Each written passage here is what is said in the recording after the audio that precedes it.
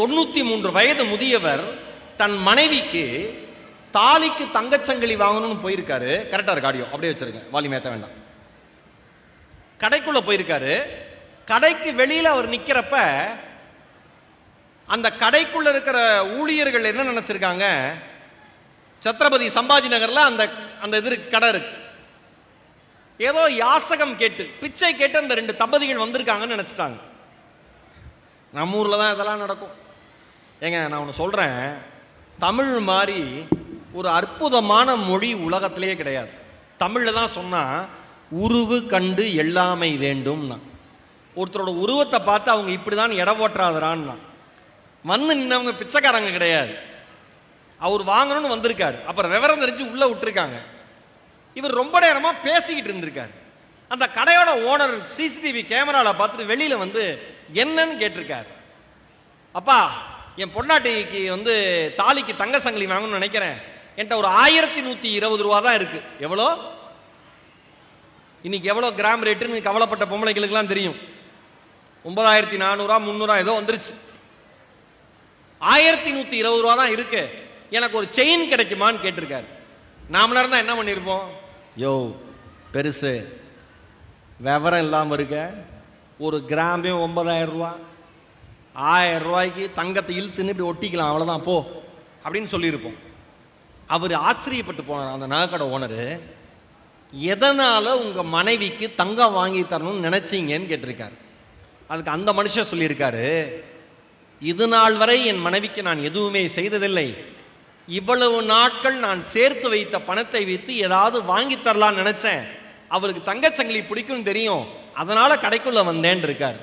அவர்களுடைய அன்பை பார்த்து வியந்து போய், இந்த வார்த்தையை அடிக்கோடிட்டுக்குங்க, அவர்களுடைய அன்பை பார்த்து வியந்து போய். நான் ஒன்று சொல்லவா, எதுவுமே வாழ்க்கையில இல்லைன்னா கூட புருஷன் முன்னாடி சந்தோஷமா இருக்கலாம். ஆக்சுவலா எதுவுமே இல்லைன்னா தான் சந்தோஷமா இருப்பாங்க போல இருக்கு. ஏதாவது வந்தாதான் பத்தலை பத்தலை பத்தலை பத்தலைன்னு அலையறான் கடந்த மனுஷன், ஃபுல் ஸ்டாப்பே வைக்க மாட்டேங்கிறான். ஒரு பவுன் செயின் வந்துச்சா சந்தோஷமா போட்டு அந்த அம்மா போகாத, அந்த ஆள் போக மாட்டார். 2 பவுன் நினைச்சேன், நமக்கு வாட்சது இவ்வளவுதான். எங்க அப்பா வீட்டில் இருந்திருந்தா என்ன பண்ணிருப்ப, 1/2 பவுன் பண்ணிருப்பேன் அந்த ஆள். இவரு எனக்கெல்லாம் அப்படிப்பட்ட பொண்ணுங்களை கேட்டாங்க, போக வேண்டியதானே, 1 ரூபாய கேட்கல இந்த பையல. இப்படி மாறி மாறி குறை சொல்ல தானே தயாரா இருக்கும். அவர் சொன்ன வார்த்தை அந்த அன்பின் மூலமாக கண்ணீரோடு சேர்ந்து வந்த அந்த துளிகளும் வார்த்தைகளும் அந்த ஓனரை ஒரு நிமிஷம் அப்படி அசைய வச்சு, அவர் என்ன தங்க சங்கிலி பார்த்தாரோ அந்த தங்க சங்கிலியை இலவசமா கொடுத்து அந்த அந்த ஐயா, அந்த முதியவர் காசை கொடுத்துருக்காரு, வச்சுக்கோங்கன்னு. என்கிட்ட இவ்வளவுதான் இருக்கு, நீங்க வச்சுக்கோங்க, எனக்கு இதெல்லாம் தெரியாதுன்னு இருக்காரு. அதுக்கு அவர் சொன்னாரா, எனக்கு வேற எதுவும் வேண்டாம், இந்த 2 பேருடைய உங்கள் இருவருடைய ஆசீர்வாதம் எங்கள் குடும்பத்திற்கு போதும், நாங்கள் பல தலைமுறை நன்றாக வாழ்வோம்னு.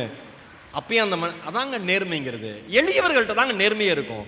அப்பயே அவர் உடலை நீங்க வாங்கியே தீரணும்னு சொன்ன அந்த 1120 ரூபாயில இருந்து ஒரே ஒரு 20 ரூபா மட்டும் உங்களோட பிளஸிங்ஸா கொடுங்க, ஆசீர்வாதமா கொடுங்கன்ட்டு அந்த தங்க சங்கிலி அவர் பரிசா கொடுத்தாரு. அந்த வீடியோ இணையத்தில் அவ்வளோ வைரல் ஆனது. நான் சொல்றேன், யாரென்றே தெரியாத ஒருவரிடம் நீங்கள் காண்பிக்கிற பரிசுத்தமான அன்பை இந்த உலகமே கொண்டாடும்னு பேச்சினுடைய ஆரம்பத்தில் சொன்னனே, உண்மையா இல்லையா? உண்மை நடக்கும். அன்பா இருக்கிறப்ப மட்டும்தான் இந்த மேஜிக் நடக்கும்.